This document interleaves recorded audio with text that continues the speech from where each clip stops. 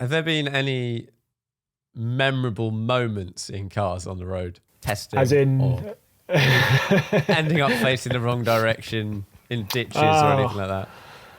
Well, I mean, I've alluded to it already, so I might as well tell the story. But the auto car one, which was, so I was on work experience there, and I'd done nothing really for the whole week. Barely spoken to anyone, I think, but written something. And then the last 2 days, I think it was their 0 to 100 to 0 challenge. So that was up at Bruntingthorpe Aerodrome. And Chris Chilton was going to pick up some Digitech Mercedes, I think, from Stoke Poges.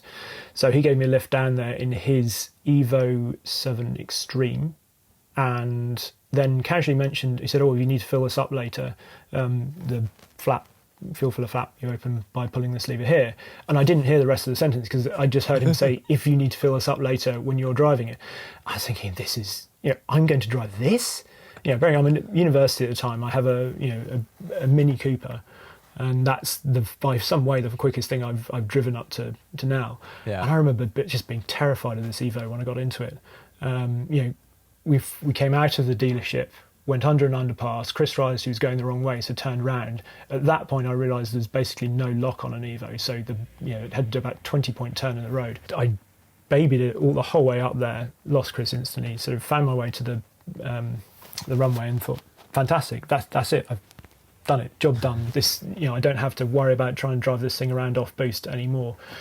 And then I got taken around the aerodrome and sort of talking to Chris and saying, and he was doing massive skids through the corners in all sorts of machinery.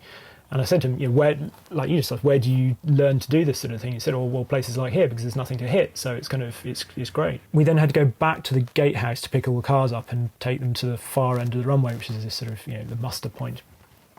And so I jumped back in the Evo, and it was wet, and I was again being very careful, but standing water. And then we come to the first few corners, and there's one onto the sort of the back straight.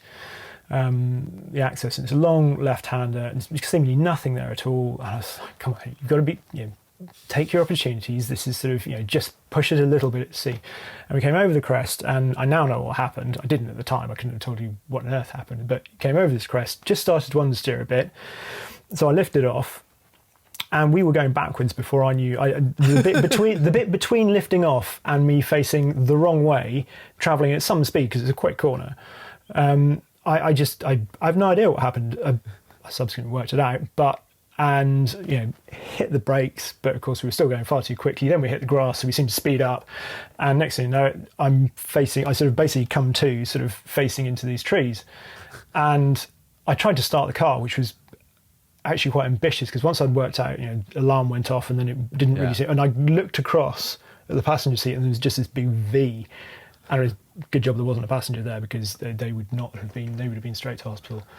And and I remember just getting out and walking across the grass and looking down at my shoes, sort of as the dew seeped into them, and Chris went past an M3 CS, I think it was, and I remember seeing him herring past, and then just this nose diving as he sort of braked hard and looked across, and sort of was like, what happened? I'm so and I spent the whole day apologising, and having gone from being very cautious to suddenly, my worst nightmare, just wanting the ground to open up.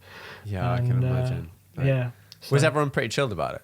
Or No, not initially. No, they really weren't. I mean, Chris was nice. There was Robbo was there, and everyone chilled out sort of by the end of the day, and then the stories started coming out as sort of I crashed this Diablo and we put it on the cover and it was the best-selling issue ever and all that sort of, and it was, but initially it was really not. I knew I'd screwed up, and I was I couldn't have been more apologetic and sorry and whatever, but I wasn't made to feel kind of like it was all okay, because it really wasn't. No. And that car stayed at Brunswick for quite a long time. Actually, and used to do laps in it, because it was hilarious, because obviously it was just totally bent and it was a write-off, but it was apparently quite funny to try and lap. Who was actually, I should say, who was very good. I came back to the office, and Steve Sutcliffe was there, he was the editor at the time, and I hadn't really spoken to him all week. And there is a story that I was basically I think probably burst into tears on me, because he was going to measure something in the car park and had the stories vary between him having a golf club with him to take that back to the car, or having a ruler with him because he needed to go and measure something on a car. And once I'd sort of caught the train back, and obviously sort of, because clearly I wasn't going to the second day of 0 to 100 to 0, and I'd been to a hospital to get checked out because it was a fairly big impact. Yeah. Made my way back to go and pick my Mini up, and of course I just didn't want to see anybody. I just wanted to pick my keys up from reception, and here's the editor walking towards me. So back into just I'm just so sorry. So exactly, yeah. Well, this is it. I didn't even notice that he was holding anything, but apparently, sort of, this story went round that I was then utterly sort of terrified, thinking I was about to receive some sort of public school thrashing for my misdemeanor. And but he couldn't have been nicer. He literally said, doesn't matter. He said, are you okay? And I said, yes. And I said, you're fine. And he said, well, that's all that matters. He said, cars doesn't matter. They're just bits of metal at the end of the day. As long as you're all right, then that's fine. So he was, there we go.